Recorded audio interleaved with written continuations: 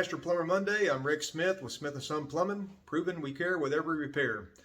Today we're going to talk about additional code upgrades that you need whenever you're getting a water heater installed. A lot of people think that you just take a water heater out, you put a water heater in. The cities actually require some additional things to happen to bring it up to code, and it's for your safety and making sure that you don't have any problems in the future. So one of those things is going to be a drain pan. Most houses have a drain pan underneath their water heater. Not all of them do. If you don't have one, need to add one.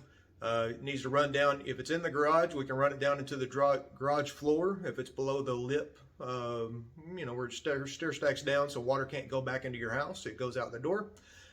Or it needs to go somewhere that's outside where you can see it. If your water heater starts leaking, you'll know it.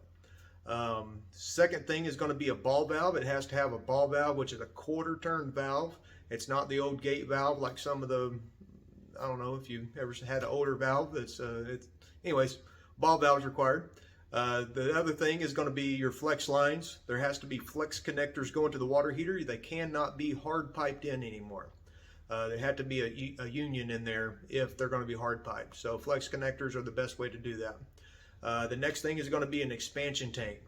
Some cities around here, including Frisco, here in Texas at least, they require an expansion tank because their water pressure is really high, and there's a device called a PRV which makes a closed loop system. And whenever that's the case, the water can't flow back into the city if it expands. Hot water expands. So has to have a thermal expansion tank on there for the excess pressure to be absorbed into that. So come back next week for tips and hints and tricks and anything else. That if you send your questions, comment on this video, we'd love to answer those as well. Like and follow us so you'll be aware of the next thing that we have coming. Come back to you next Monday.